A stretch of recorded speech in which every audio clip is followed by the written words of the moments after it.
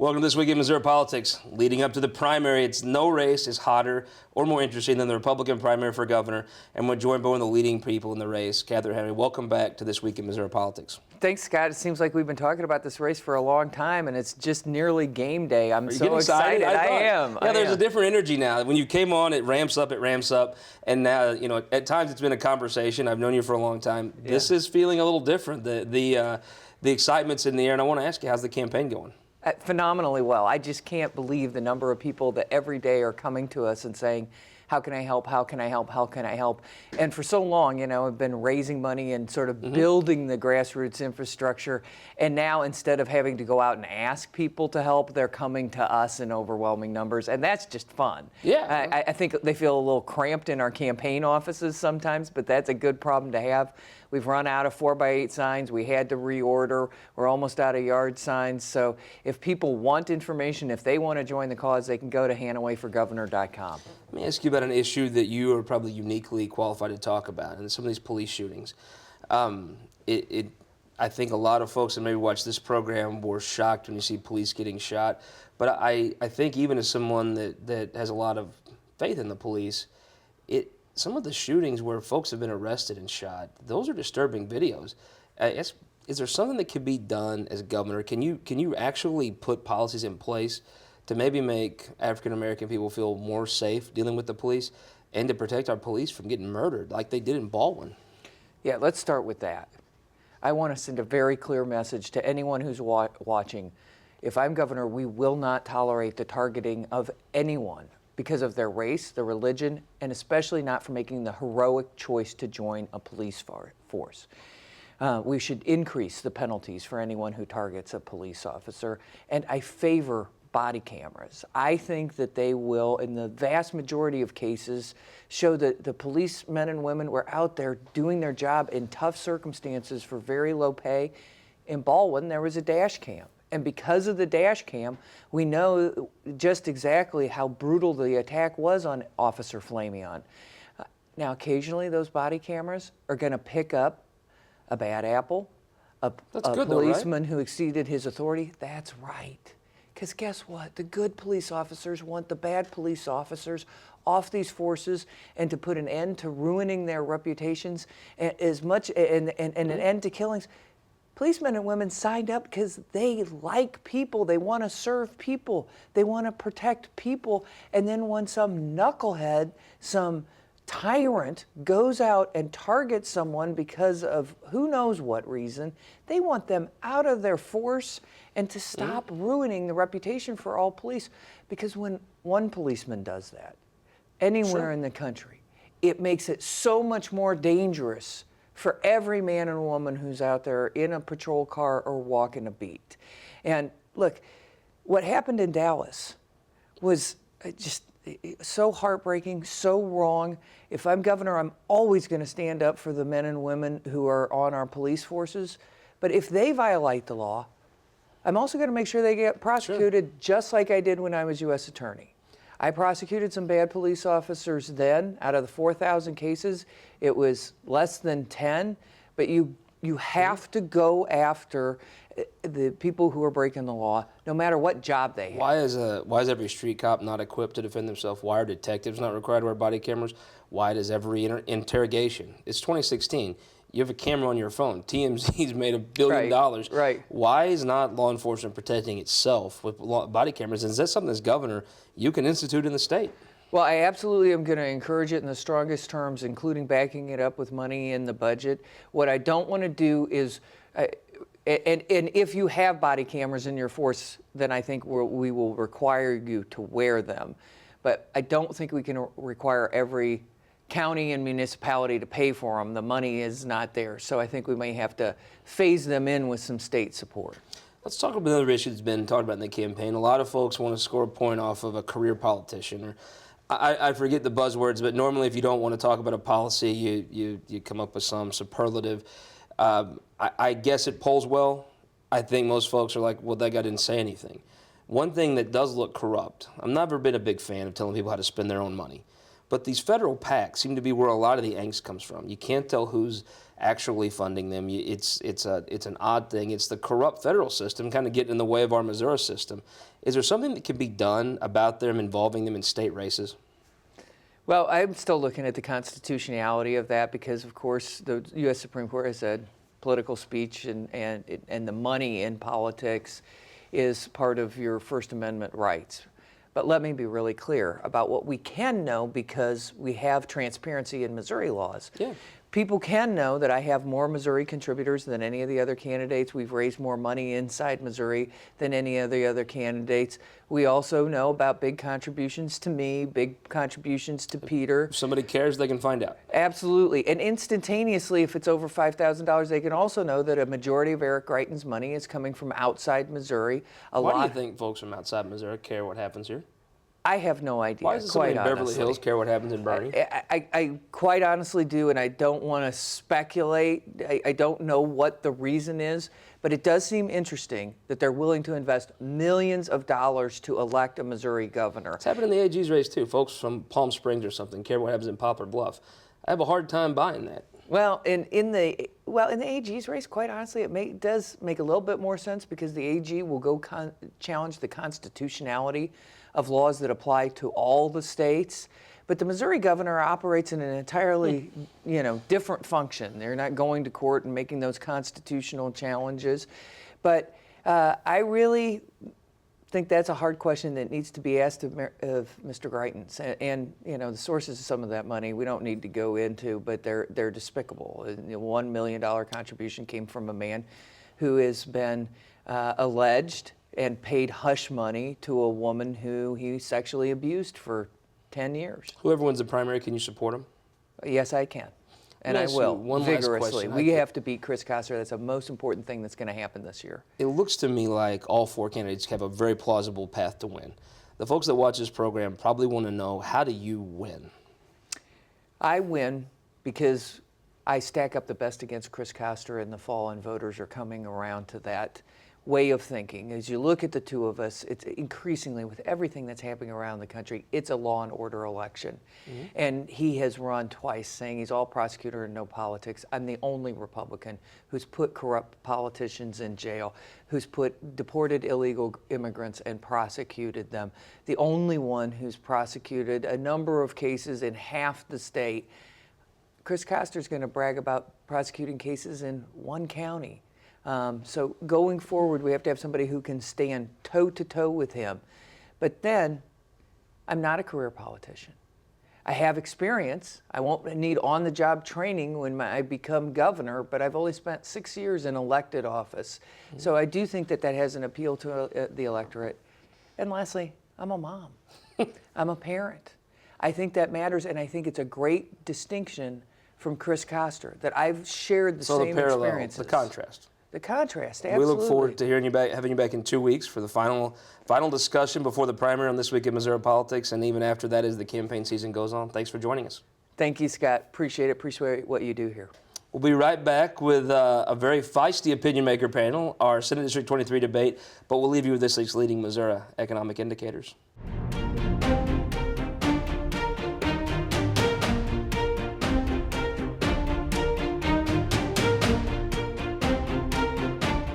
When I built my business, fighting government regulators was the difference between folks having jobs or not. We succeeded and created good-paying Missouri jobs. John Bruner, U.S. Marine, businessman, constitutional conservative. We will succeed in bringing jobs and opportunity back to Missouri because I know how to do it and I've done it. And unlike politicians, I can't be bought. I will be guided by my faith, the Constitution, and we the people. All across Missouri, our new car and truck dealers are building strong local economies. When you buy a car or truck in Missouri, you're helping to support over 20,000 Missouri families who rely on the auto industry for good-paying local jobs. You're also helping fund our communities, schools, first responders, and our roads because dealers generate millions of dollars in tax revenue. Missouri's automobile dealers have been the foundation of our communities for generations and for generations to come. The Missouri Automobile Dealers Association, the heart of Missouri. For more than a century, the St. Louis Carpenters Union has shaped our communities. Through trusted alliances, we deliver skilled professional craftspeople while our business partners provide the kind of quality jobs that keep our economy humming. It's a blueprint that has worked since 1882. Turning Missouri into a right-to-work state stalls progress, wipes out jobs, and kills momentum. Right to work is wrong for everyone. Let's keep Missouri moving forward. Visit carpdc.org to learn more. Welcome back to This Week in Missouri Politics. We're continuing our debate series this week with the race in the Republican primary for the District 23rd seat in St. Charles, previously held by one of the most respected members of the Senate, Tom Dempsey. The race to film is one of the hottest primaries in the state, and we're very glad to have all three candidates joining us here today, starting with businessman Bill Eigel. Sir, glad to have you. Great to be here. Judge Mike Carter from St. Charles County, very glad to have you, sir. Thank you for having me as well. Representative Ann Zaire from out there, welcome back to This Week in Missouri Politics. Appreciate it. I want to start with a question that I think is always interesting to me. You all have families and lives and careers. Why are you running for state senate? I've been the Missouri House representative for the last 8 years. I followed Dempsey, and I'd like to follow him again. We've done a lot in the last 8 years. We've accomplished a lot, but I think there's still more to do. I want to continue to serve St. Charles in a larger capacity. I've been there 40 years. I've raised my kids there. My husband and I are going to be buried there. I've worked my entire career for the St. Charles County community, and I want to continue to work for St. Charles County. Judge Carter, why are you running for state senate? You know, as a judge, I worked a lot on Senate Bill 5 and Senate Bill 572. They got a lot of post-Ferguson attention, and I went down to the Senate and the House of Representatives on a very regular basis to try to get some traction with some ideas I had with regard to the problems that Senate Bill 5 had.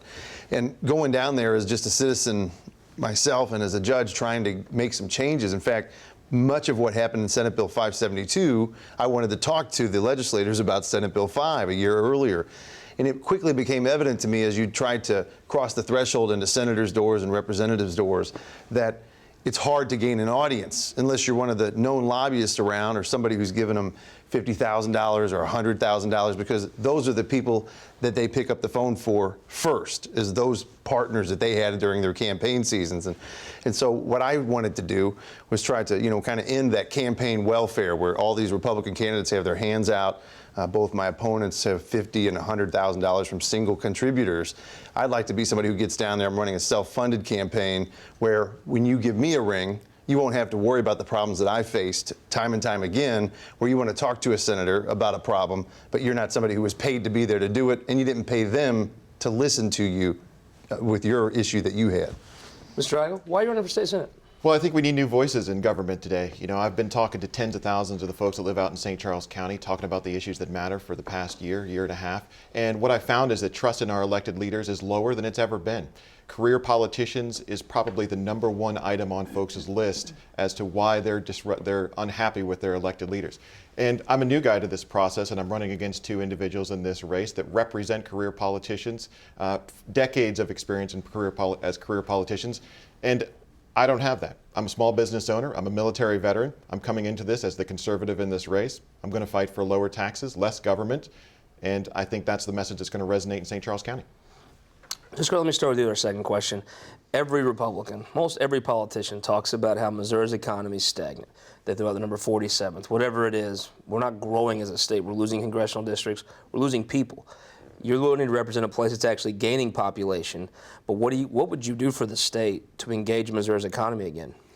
Well, my background's marketing. I've got a master's in public relations from our journalism school along with my law degree. I taught marketing for 14 years. You know, we don't do enough to get outside of the state and market Missouri and some of its business-friendly climate that it already has. It's rated in the top third of business-friendly tax states in the United States. It's not #1, it's not number 10, but it's in the top third. You know, Rick, the governor from Texas, went out and was kind of bemoaned in some ways for going out and trying to bring businesses to Texas and competing with other states. But we need that type of thought process. The city of Chicago, I think, spends 13 or 20 million a year to market what it is to be in Chicago as a business and tourism. And I think specifically in tourism, it's like a 14-to-1 return on money spent marketing your state. Our state spent 5 or 6 million last year, I think. You know, both my opponents, I think, have spent 5 million together on this campaign. It'd be nice to get out there and posed to other businesses throughout the United States, that we do have a business-friendly environment here and we would like to have them here. That's what I think would really work. Mr. Igoe, you're a businessman. What do you do to get Missouri moving again? Well, I don't think it's an advertising problem. I think it's a policy problem. You know, there are other things that other states are doing to make them more competitive and business friendly that we're not doing. Let's take a look at our tax structure. If you have an opportunity to go to a state that has no income tax, or you have an opportunity to do business in Missouri which has a 6% tax, where are you going to go? They're going to go to states like Texas and Tennessee. So I'm fighting for those kind of tax reforms. We need less taxes and less regulation. Now, my opponent says all the right things when it comes to tax policy, but unfortunately I'm running against someone in this race that voted for the largest tax increase in the history of the state of Missouri. And I think that's the wrong way to go. If there's a reason why people distrust their elected officials, it's because we have too many folks that are saying one thing and then going down to Jefferson City and doing another. Representative Zare, how do you get Missouri's economy moving again? Well, taxes have to be low, of course. Actually, I voted for the only tax cut in Missouri in the last 100 years. It's now law. That's significant. Government needs to live within its bounds. My goodness. I was instrumental in getting more tourism dollars as chair of the tourism department and committee. But Mike's right. There's a return of about 14 to 1 on marketing dollars. I've been involved with keeping businesses here in Missouri. I led the House in a special session in keeping the Ford Claycomo plant in Missouri that they very likely would have left without that help. Saved thousands of Missouri jobs, brought thousands of jobs into Missouri. Those are the types of things that we can keep moving Missouri forward. And you know, as chair of the House's Economic Development Committee, over the past 8 years, there have been small, medium, and large businesses created bringing jobs to St. Charles County and jobs to Missouri. And the largest tax increase in history, that's not quite true. When I took the oath as a Missouri House of Representatives member, I swore to uphold the Missouri Constitution. And I don't think there's anything wrong. I can't raise taxes on people. This was a tax to let the people vote on transportation funding. That's important to me. I'm not raising taxes. I want the people to decide whether they want to raise their taxes or not. Representative Zare, Judge Carter, Mr. Igoe, well, thank you all for being here. This debate's going to continue on MissouriTimes.com at TWMP Overtime. I want to ask you to go there right after you watch the end of the show. Go to your site, go to your phone, MissouriTimes.com, TWMP Overtime. We'll have the rest of the debate there, and we will see you in the next segment with our Opinion Maker panel. Conservative Kurt Schaefer, the only trusted prosecutor for Attorney General. You know Josh Hawley worked for the American Taliban, but court records show Hawley also worked for the People's Mujahideen of Iran. The Mujahideen killed American soldiers, assassinated civilians, and bombed the American embassy. Still, Josh Hawley fought to remove these Islamic radicals from the terror list. Condoleezza Rice called the Mujahideen terrorists. Josh Hawley called them clients.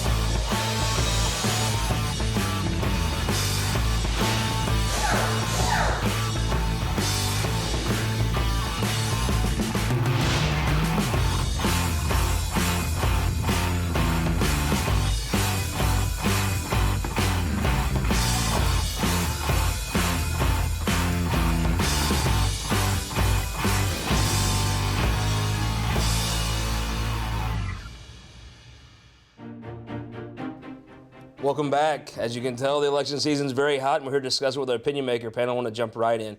Tracy McCurry, those that watch the show know, representative from here in St. Louis. Jane Duker, I wouldn't even try to list all the titles you have, but welcome back. Thank you. Matt Shelp, former assistant U.S. attorney, served with Catherine. Very glad to have you here. Very topical day for you to join us. Welcome. Thank you.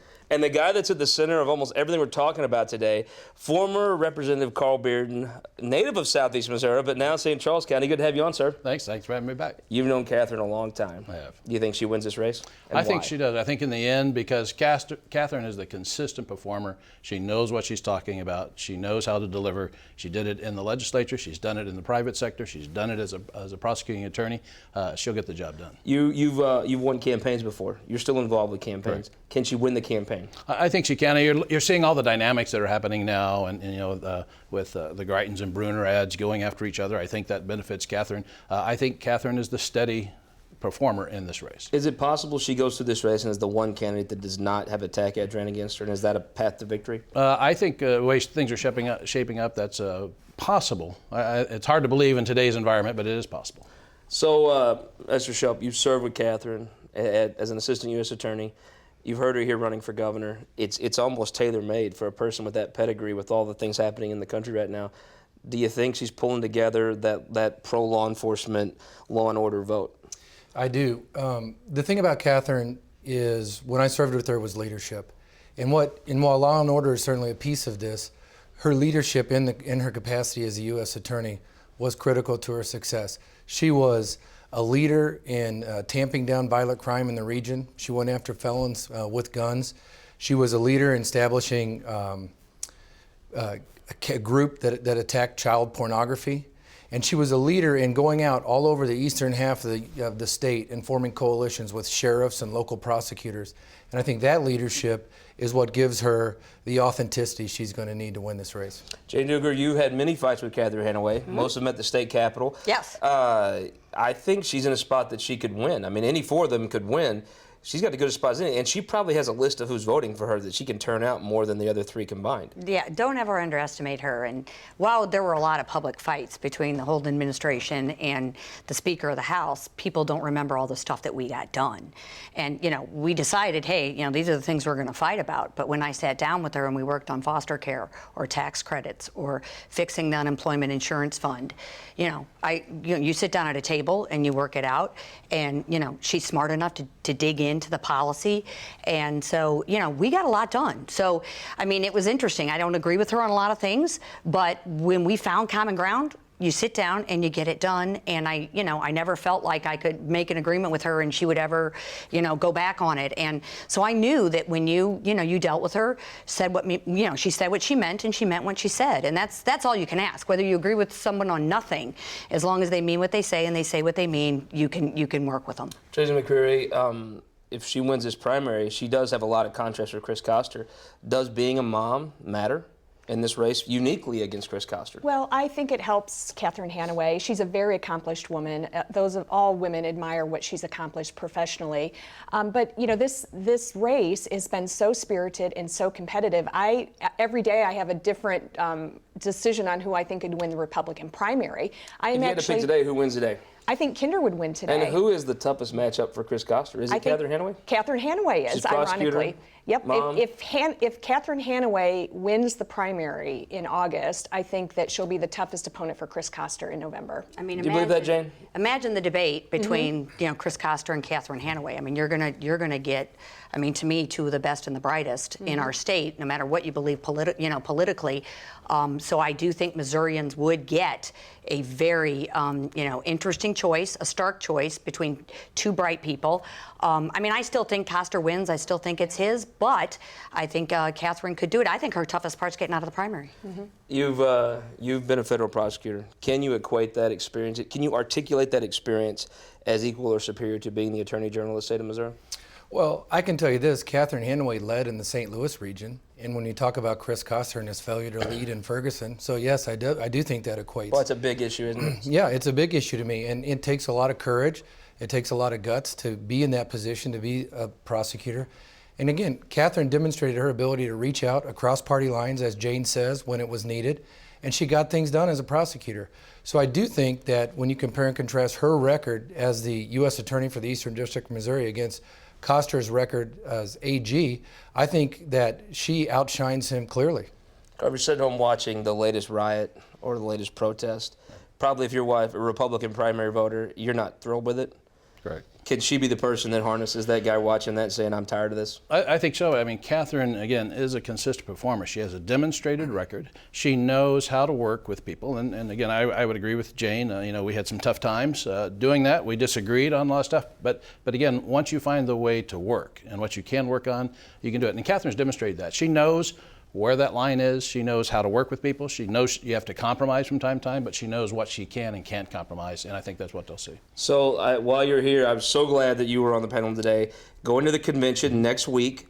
I think even most of our viewers who like politics have no clue about how this convention delegate thing works. Is there a way to throw the convention open? Give me a percentage on that actually happening. I think it's less than 50-50, but I do believe it's going to be a very hard-fought effort. And whether it's successful or not, we'll find out next week. This will be a different convention. Give me just the 10-second elevator pitch to a delegate as to why they should do that. Well, the Republican Party is a party of individual freedoms and rugged individualism, and we should then acknowledge that, and we should not be inhibiting and prohibiting delegates to the convention from voting their conscience. Jason McCreary, Donald Trump's caught her in some national polls. I mean, it's kind of coming down to like Gordon Gekko versus Cruella de Vil. I don't think anybody's really thrilled with it. Would a tumultuous convention be good for you, or would a different candidate be bad? I mean, it looks like Hillary Clinton's not a good candidate, right? Well, one of the good things about whatever happens in Cleveland next week is the Republicans will not get a positive bump after the convention like most candidates normally do. So anymore, though, really? I mean, all of us do. People that watch your show do. Fair point. That's good point. I like exactly. But I think that the only way for candidates to win in November is to have the vote of women. We make up the majority of the country and the majority of the state of Missouri. And Donald Trump, there's just no way he's going to get the women's vote when it comes right down to Jane it. Duger, she came to St. Louis this week, I guess 3 points ahead of Donald Trump, 1 step ahead of the FBI. I mean, does it really help any candidates on the Democrat side to have her here? Yes, absolutely. I mean, the bottom line is, she's going to be the next president. I didn't see Chris Koster with her. No, and I don't know why. I genuinely don't. I think I know why. Would Hillary Clinton be indicted if you were in charge? Well, if I were in charge, I think the case is clear for her to be indicted. I think that at the head Carl of the FBI, had to be under the jail. Right. I mean, I think the FBI director's statements were evidence that everyone needed that there was sufficient information to indict her. And so I think it's a clear case. It was a political decision. He's a former federal prosecutor. All I say is ha ha ha ha. Right. We're going to keep this conversation going, and I'm sure you're going to want to hear a response on MissouriTimes.com. We'll do T2MP overtime. Until next week on This Week in Missouri Politics.